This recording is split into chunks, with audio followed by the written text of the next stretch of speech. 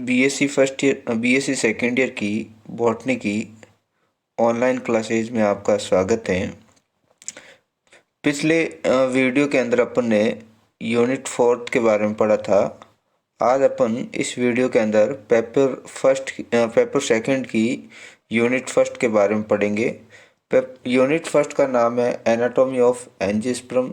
इसके अंतर्गत अपन concept of stem cell in plants, root system, root apical meristem, differentiation of primary and secondary tissues and their roles, structural modification for storage, respiration, reproduction and for interaction with microbes, in topics के बारे में अपन पढ़ेंगे।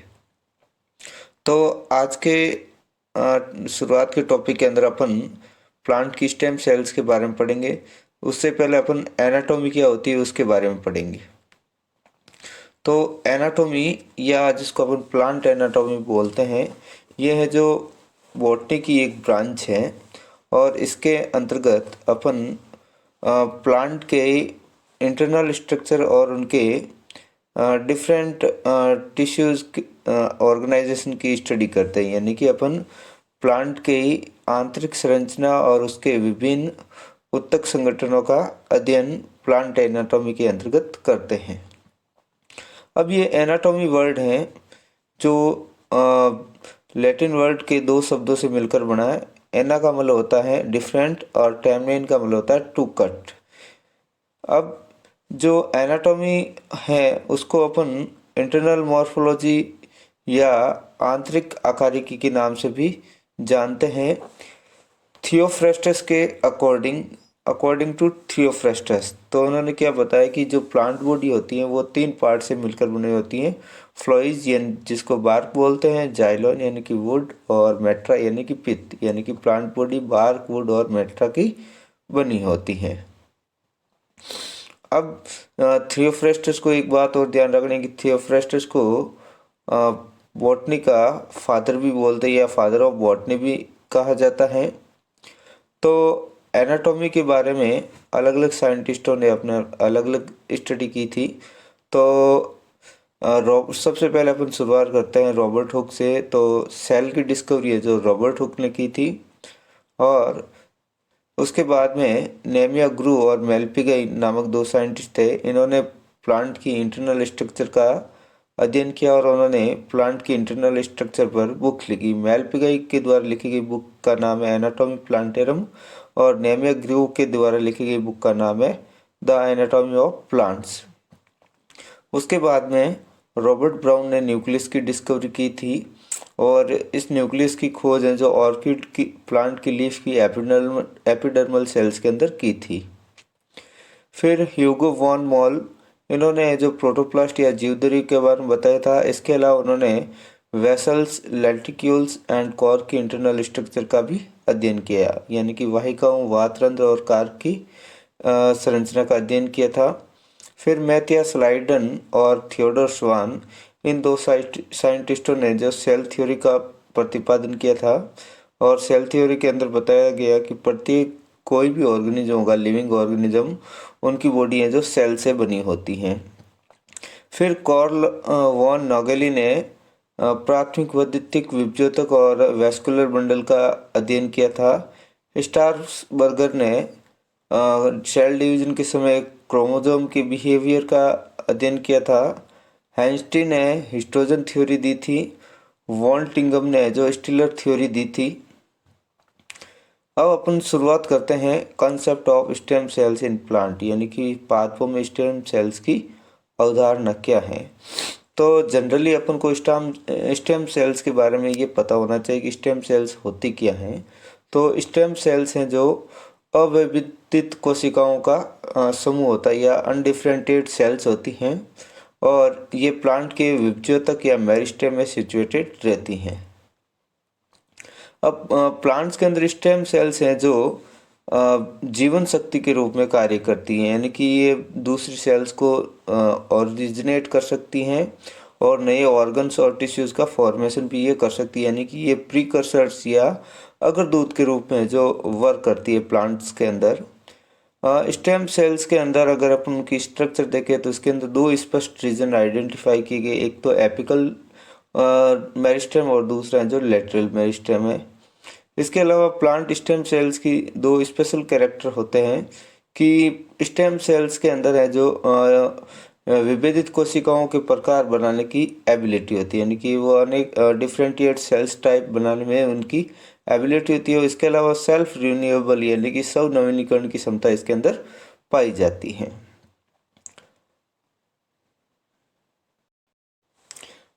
Plant stem cells को उनकी meristematic tissues में उनकी स्थिति के आधार पर 3 पार्ट में डिवाइड किया गया है, यानी कि ये मेरिस्टेमेटिक टिश्यूज के अंदर उनकी सिचुएशन है जो root apical meristem, shoot apical meristem और कैम्बियम, इन 3 पार्ट में डिवाइड किया गया है।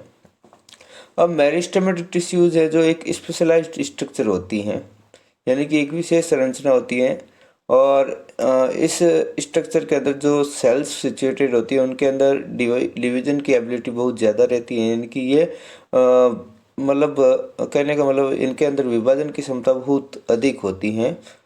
और ये प्लांट स्टेम सेल्स हैं जो इसके अंदर प्रेजेंट रहती हैं। तो अपन मेरिस्टेम को भी अपन स्टेम सेल्स का स्टेम सेल्स है जो मेरिस्टेम सेल्स के अंदर प्रेजेंट रहती हैं।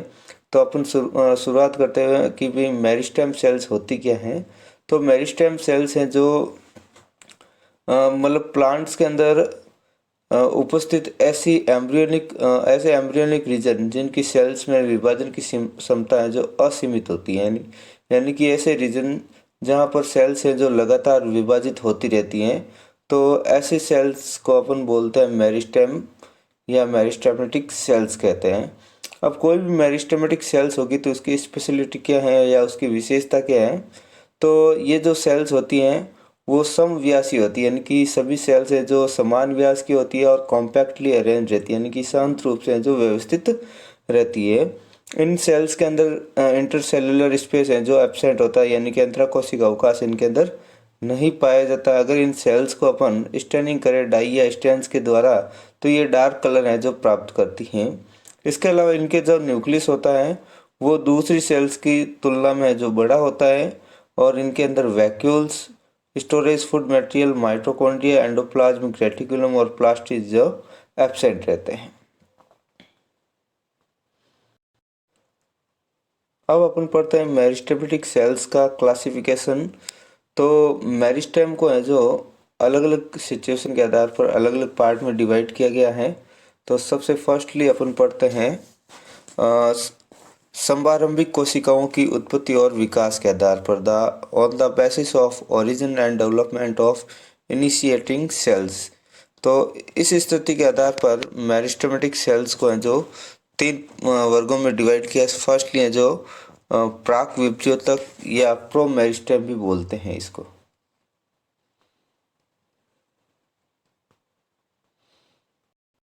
तो प्राक विभज्योतक या प्रो मेरिस्टेम को एम्ब्रियोनिक मेरिस्टेम या प्राइमोर्डियल मेरिस्टेम के नाम से भी जाना जाता है। एम्ब्रियोनिक मेरिस्टेम का मतलब होता है भ्रूणीय मेरिस्टेम या भ्रूणीय विभज्योतक या आद्य विभज्योतक के नाम से भी इसको जाना जाता है।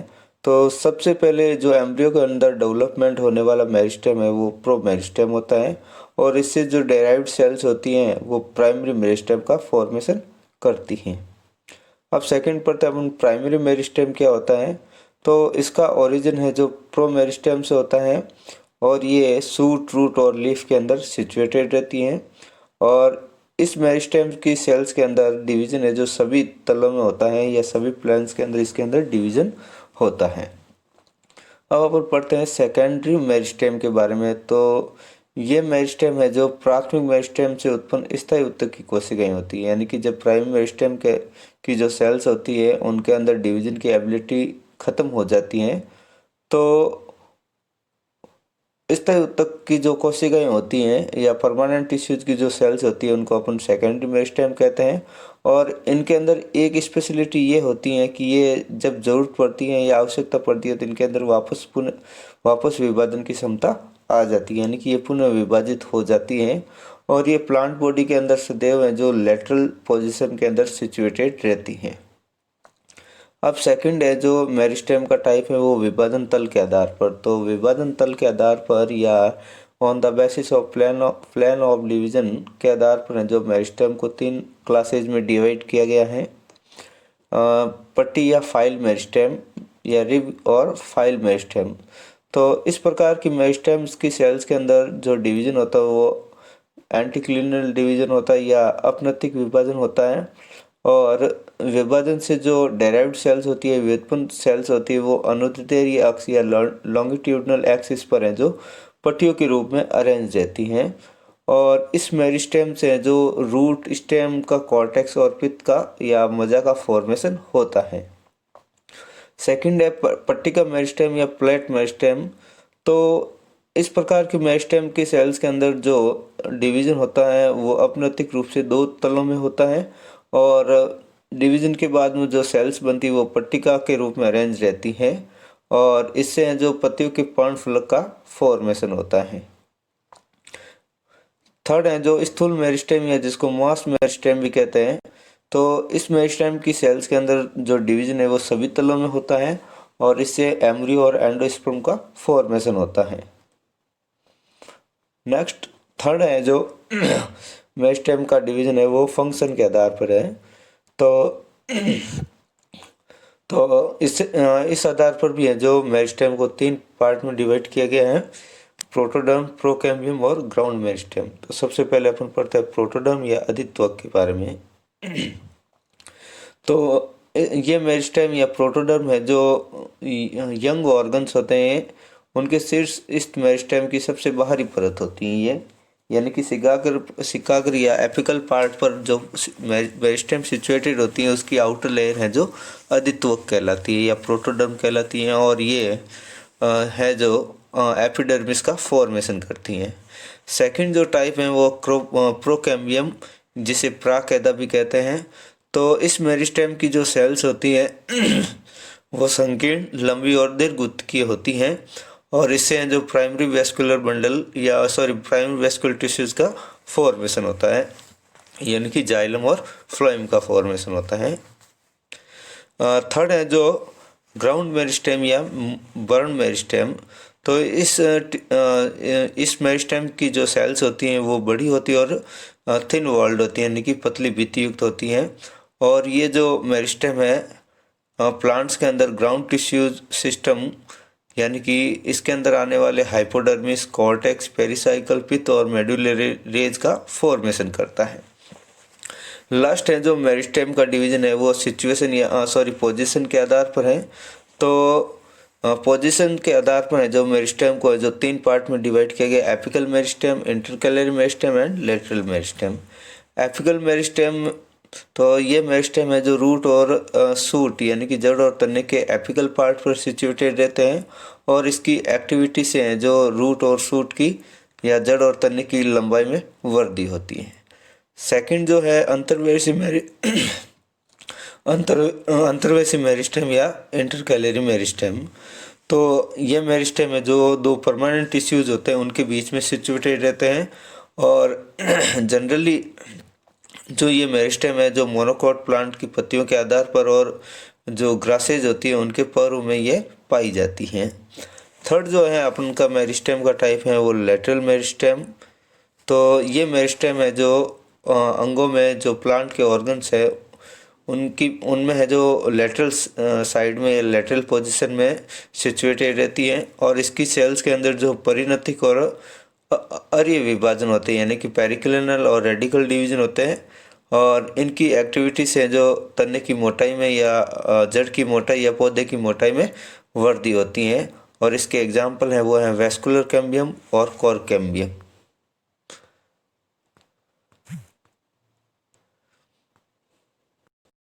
नेक्स्ट अपन पढ़ेंगे रूट सिस्टम के बारे में। रूट सिस्टम के अंदर अपन रूट की डेफिनेशन, रूट के स्पेशल कैरेक्टर, इसके अलावा रूट सिस्टम के टाइप्स के बारे में पढ़ेंगे।